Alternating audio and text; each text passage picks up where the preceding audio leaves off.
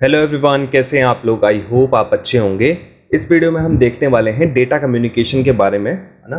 तो data communication में कौन कौन सी चीज़ें होती हैं ये हम देखने वाले हैं। तो स्टार्ट करते हैं। पहले ये देखते हैं डेटा क्या होता है, इन्फॉर्मेशन क्या होता है। डेटा अलग होता है, इन्फॉर्मेशन अलग होता है, ठीक है।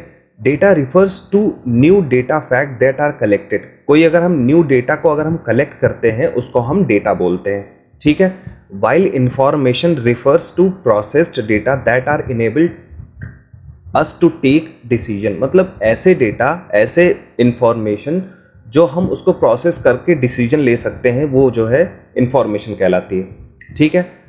अब डेटा कम्युनिकेशन क्या होता है ये हम देखते हैं। Data communication is a process of exchanging data और इंफॉर्मेशन। हम डेटा कम्युनिकेशन से क्या कर सकते हैं, हम डेटा को एक्सचेंज कर सकते हैं, ठीक है। In case of computer network, this exchange is done between two device over the transmission medium। Transmission medium के थ्रू हम डेटा एक्सचेंज करते हैं, ठीक है। अब हम देखते हैं कि डेटा कम्युनिकेशन में कंपोनेंट्स कौन कौन से होते हैं। कंपोनेंट्स कौन कौन से होते हैं डेटा कम्युनिकेशन में। पहला होता है मैसेज, है ना।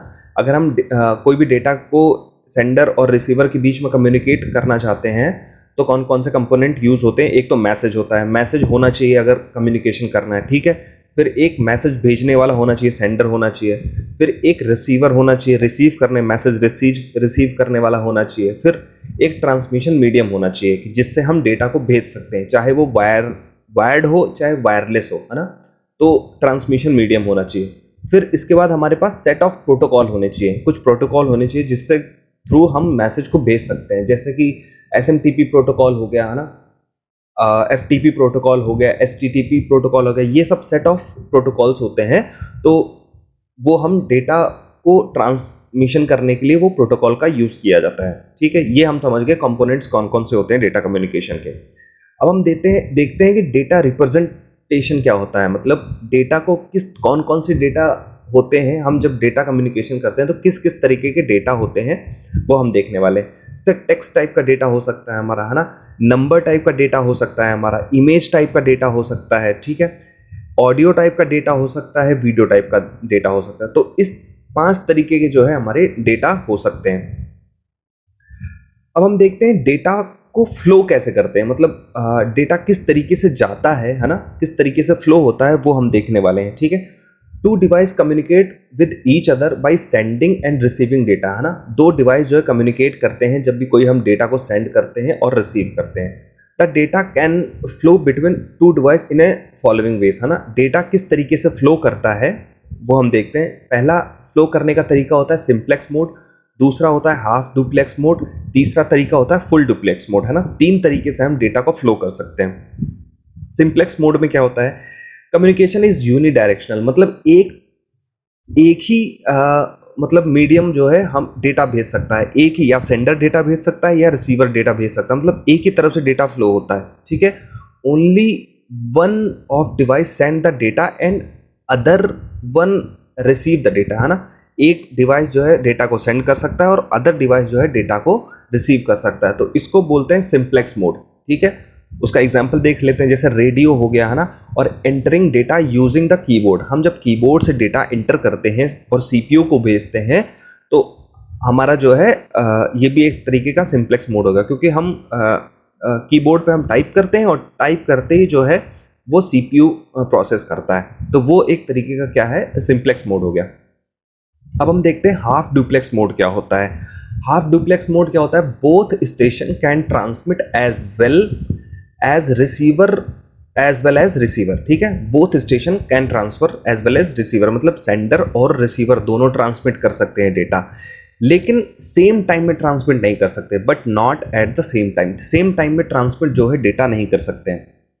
When one device is sending then other device only receive. मतलब अगर एक डिवाइस सेंड कर रहा होगा तो दूसरा डिवाइस जो है रिसीव करेगा, या रिसीवर सेंड कर रहा होगा तो सेंडर उस डेटा को रिसीव करेगा। तो इस तरीके से जो है डेटा हम ट्रांसमिट करते हैं हाफ डुप्लेक्स में, ठीक है। अब इसका एग्जाम्पल कौन सा हो गया, वॉकी टॉकी, है ना। वॉकी टॉकी में क्या होता है, जो पुलिस वाले जो वॉकी टॉकी रखते हैं अपना कम्युनिकेशन के लिए, तो एक तरह से डेटा ट्रांसमिट होता है, तो वो सुनते हैं, फिर इसके बाद वो पुलिस वाला जो है वहाँ से अपनी आवाज़ सेंड करता है, तो वो कोई अदर स्टेशन पे कोई दूसरा पुलिस वाला बैठा होता है, उसको वो रिसीव करता है, ठीक है। तो इस तरीके से वॉकी टॉकी काम करता है। फुल डुप्लेक्स मोड क्या होता है, फुल डुप्लेक्स मोड के बारे में देखते हैं। Both station can transmit and receive the data the same time, है ना। सेम टाइम पे जो है रिसीवर और सेंडर दोनों डेटा को ट्रांसमिट कर सकते हैं, तो वो जो है होता है वो फुल डुप्लेक्स मोड होता है, ठीक है। अब इसका एग्जांपल कौन सा, best example mobile phone. Mobile phone पे हम बात करते हैं तो हम दो लोग बात करते हैं, है ना, तो दो लोग जो है एक साथ बात कर सकते हैं, ठीक है। अब हम देखते हैं कुछ स्टैंडर्ड ऑर्गेनाइजेशन देखते हैं नेटवर्किंग से रिलेटेड, मतलब नेटवर्किंग में कौन कौन से जो स्टैंडर्ड हैं, है ना, जो जिसने नेटवर्किंग बनाया है ना, तो वो कुछ कमिटीज़ हैं, उनके बारे में हम देखते हैं, ठीक है। कुछ ऑर्गेनाइजेशन है उनके बारे में हम इसमें देखेंगे। जैसे कि एक होता है ISO ऑर्गेनाइजेशन, ठीक है, फिर एक होता है ITUT ऑर्गेनाइजेशन, एक होता है ANSI ऑर्गेनाइजेशन, एक होता है IEEE ऑर्गेनाइजेशन, और एक होता है EIA, ठीक है। इन सब का फुल फॉर्म होता है, ISO का फुल फॉर्म आप जानते हैं, इंटरनेशनल ऑर्गेनाइजेशन फॉर स्टैंडर्डाइजेशन, ठीक है।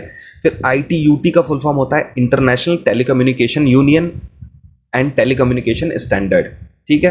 फिर ANSI का फुल फॉर्म होता है अमेरिकन नेशनल स्टैंडर्ड इंस्टीट्यूट, ठीक है। फिर इसके बाद चौथा मतलब IEEE का फुल फॉर्म होता है institute of electrical and electronic engineers, ठीक है।